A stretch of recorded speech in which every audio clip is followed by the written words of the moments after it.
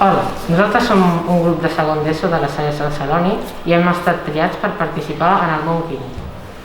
Ara us presentarem el nostre experiment. El nostre experiment consisteix en fer mató quallant amb suc de llimona. En aquest experiment tindrà que veure molt el pH de la llet juntament amb l'estructura química de les seves proteïnes.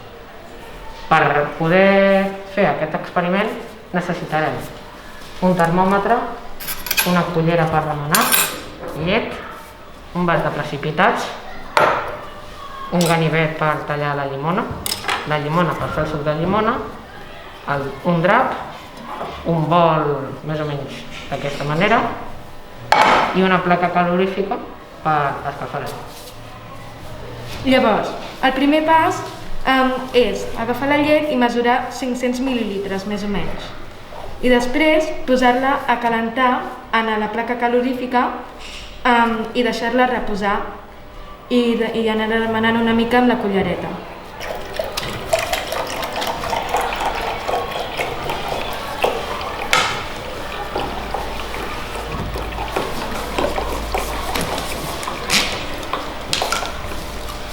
Ara escalfem la llet i la deixem que s'escalfi per sota del seu punt d'ebullició, que són uns 90 graus, i llavors després afegirem la llimona perquè es qualli.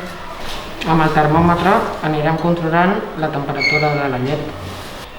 Mentre ens esperàvem a que la llet s'escalfés, hem tallat la llimona i l'hem exprimit. Prèviament també hem tret les llavors perquè no és molt viable fer un experiment amb llavors i menjar-ne-les. I ara l'hem d'afegir a la llet.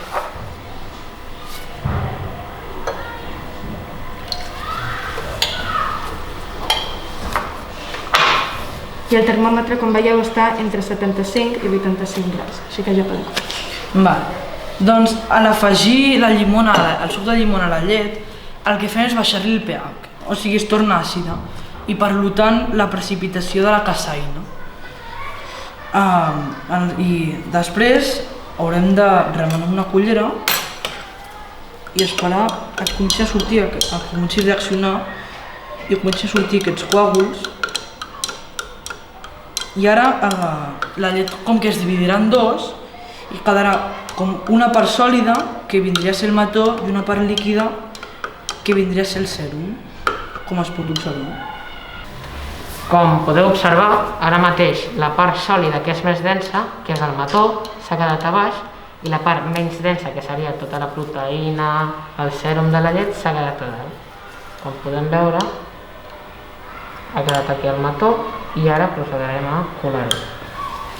Ara necessitem el drap i l'hem d'estendre per tot el pot i abocar el mató, el sèrum i el mató aquí, perquè així es quedi el sèrum al pot i el mató on ho necessitem, el drap.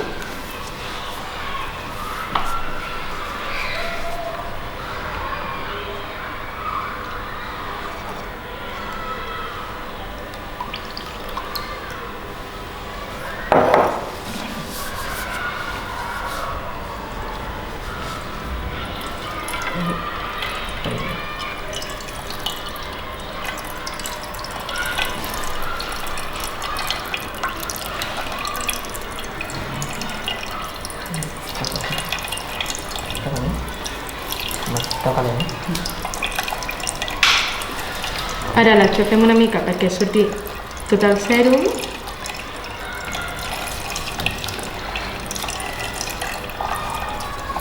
Doncs s'ha agat el sèrum aquí dins del bol i com podeu observar, aquí dintre ja s'ha agat el mató.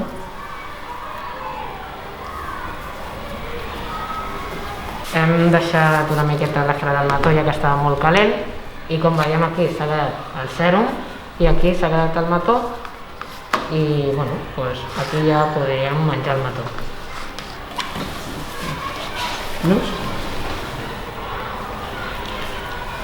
I aquest ha sigut el nostre experiment, esperem que us hagi agradat i que hagueu entès el per què es separa i la seva reacció i ja està. Moltes gràcies per la vostra atenció.